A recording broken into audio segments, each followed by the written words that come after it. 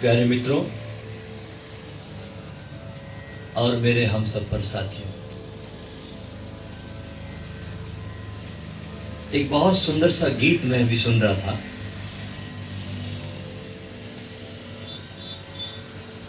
उसका पूरा भाव इस प्रकार है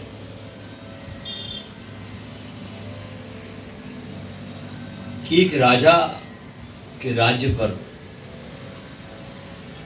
आक्रमण हुआ।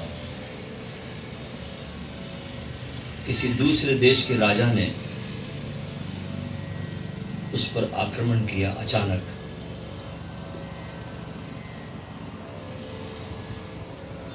उस आक्रमण का सामना करने के लिए वो राजा निकला और घोड़े पर सवार हुआ। तो सवार होने के पहले उसने सब घोड़े को चेक किया तो देखा कि घोड़े के एक पैर में, घोड़े के चारों पैर में लोहे की नाल होती है। तो देखता क्या है कि घोड़े के एक पैर की नाल में, बाकी सब तो ठीक है, लेकिन एक पैर की नाल में एक उसका जो स्क्रू है वो ढीला है, एक ही, बाकी सब ठीक है। जल्दीबाजी थी, आक्रमण हो चुका था। सोचा उस राजा ने कि एक स्क्रू के ढीला होने से क्या फर्क पड़ता है, और वो निकल गया युद्ध के मैदान में। जब घोड़ा दौड़ने लगा अपनी स्पीड में, तो दौड़ते दौड़ते वो खीला स्क्रू जो था और ढीला हो गया, और उस स्क्रू ने बाकी के भी 3 किलो को और ढीला कर दिया। जब सारे स्क्रू निकल गए और नाल निकल गई तो घोड़ा अनबैलेंस हुआ और घोड़ा गिर गया। उसके साथ ही राजा भी गिरा, उसकी जो ध्वज पताका थी वो भी झुक गई। पीछे उसकी आती हुई सेनाओं ने सोचा कि शायद राजा ने आत्मसमर्पण कर दिया है, तो उनका मनोबल भी गिर गया और वो राजा युद्ध में हार गया। अगर इस घटना को हम देखें, ये लगती तो बहुत साधारण सी चीज है, लेकिन जरा सी लापरवाही कितने बड़े परिणाम लाती है जीवन में, इससे हमें सीखने को मिलता है। एक छोटा सा खीला, इस पर ध्यान न देने से बड़े से बड़े युद्ध भी हारे जाते हैं।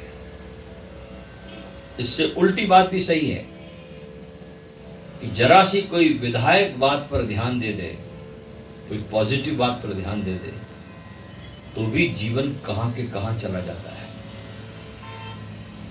एक पेट्रोल पंप पर काम करने वाला कर्मचारी कभी भारत में 500 पेट्रोल पंप का मालिक बनेगा, इसकी किसी को कल्पना नहीं थी। और पेट्रोल पंप का मालिक ही नहीं बनेगा, पूरी जामनगर रिफाइनरी का मालिक बनेगा। कभी किसी ने कल्पना की थी अंबानी पर कि साधारण सा कर्मचारी, पेट्रोल पंप पे काम करने वाला आदमी, लेकिन उस दिशा में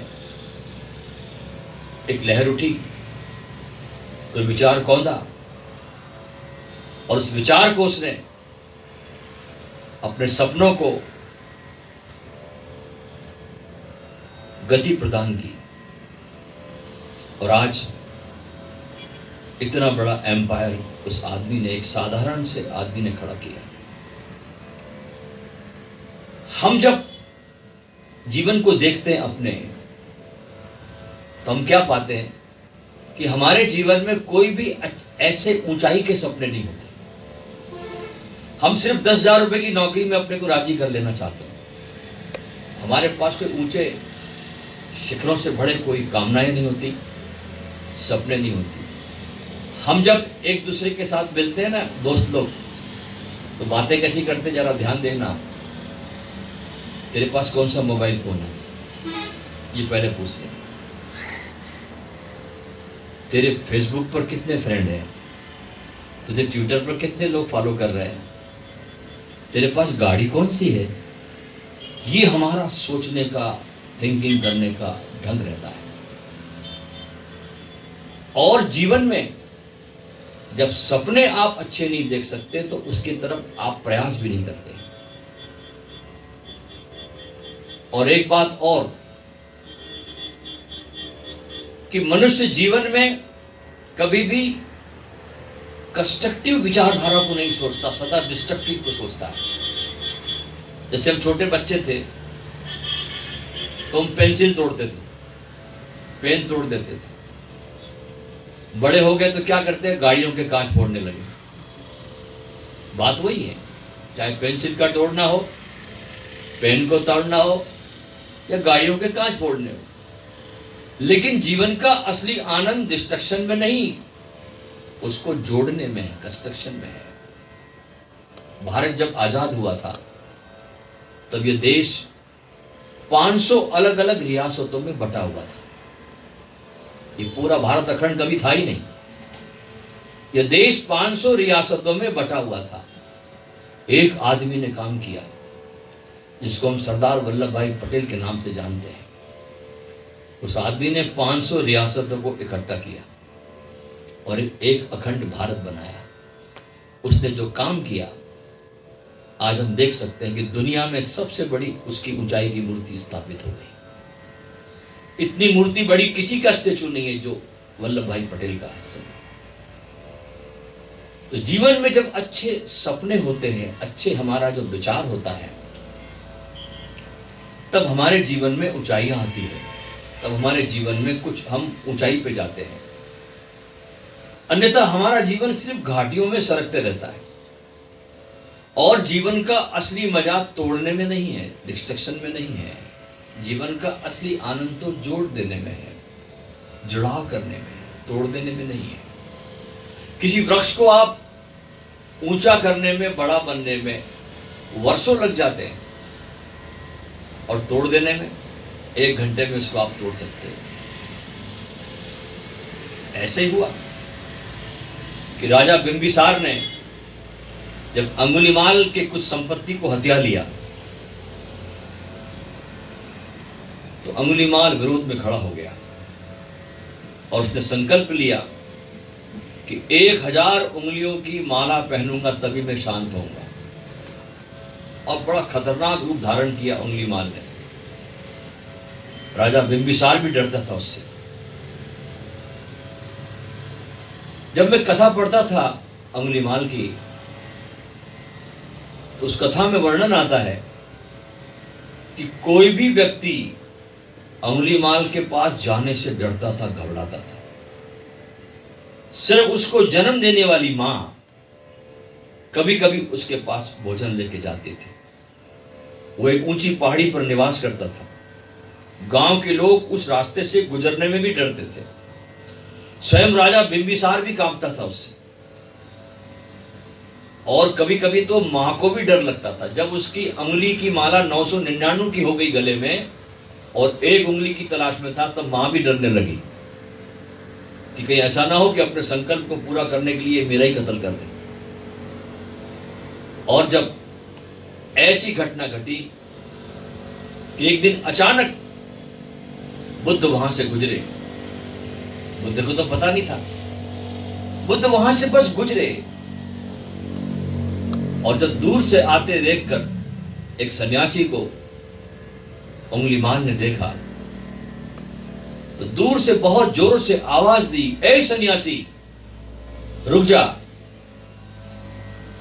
मैं कहता हूं रुक जा। और बुद्ध रुके नहीं। अपनी सौंदर्यपूर्ण चाल से चलते हुए बुद्ध चलते रहे। अंगुलीमाल कहता है तुझे मेरी आवाज सुनाई नहीं पड़ती? मैं हूं अंगुलीमाल और बस एक उंगली की तलाश है। और तू है सन्यासी, तू डरता नहीं? तूने मेरा नाम नहीं सुना? बुद्ध ने कहा मैंने सुना नहीं, चला जा।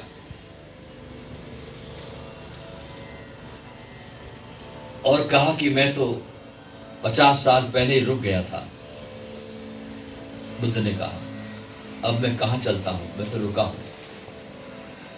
और जब अंगुलीमाल बुद्ध के पास आता है तो बुद्ध उसे कहते हैं अंगुलीमाल ये सामने पेड़ है, उसकी एक डाल को काटो।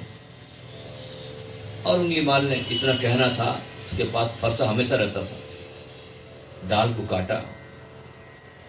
काटने के बाद बुद्ध मुस्कुराए और कहा कि उंगलीमाल, इस शाखा को फिर से उस पेड़ को जोड़ दो। उंगलीमाल ने कहा कि क्या तू पागल है, कहीं कटी हुई शाखा जुड़ती है? तो बुद्ध कहते हैं, जब तू किसी को जोड़ नहीं सकता तो तुझे तोड़ने का क्या हक है? तो तोड़ने की तरफ क्यों लगा है? इस सत्संग से उंगलीमाल रूपांतरित हुआ, उसे बात समझ में आई और वो बुद्ध का भिक्षु हुआ। ऐसा भिक्षु हुआ, इतना प्यारा भिक्षु हुआ कि भगवान गौतम बुद्ध उसे बहुत प्रेम करते थे। और जब सारे गांव को मालूम पड़ी बात कि उंगलीमाल भिक्षु हो गया है, तो जो लोग डरते थे, उसकी हवा से कांपते थे लोग, वे फिर उंगलीमाल को देखने आने लगे। स्वयं बिंबिसार भी देखने को आया। बुद्ध इतना प्यार करते थे इससे कि बुद्ध सदा ही अपने इस उंगलीमाल को अपने दाईं तरफ बिठाते थे।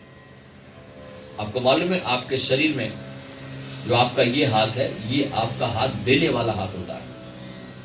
इससे आप ऊर्जा को ग्रहण करते हैं और ये हाथ से आप ऊर्जा को देते हैं।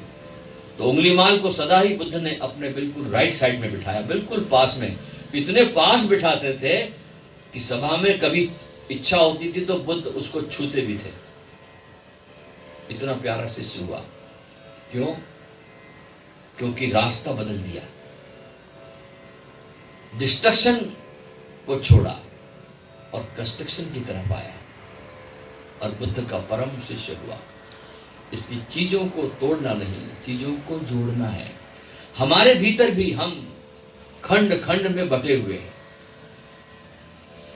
अनंत बिखराव है हमारे भीतर। एक विचार कहता है तीर्थ यात्रा चला जाऊं, दूसरा विचार फौरन कहता है क्या पड़ा है। एक विचार करता है मैं ये कर लूं, फौरन दूसरा विचार खड़ा हो जाता है इसमें क्या पड़ा है। तो भीतर पूरा का पूरा आदमी खंडित हो चुका है।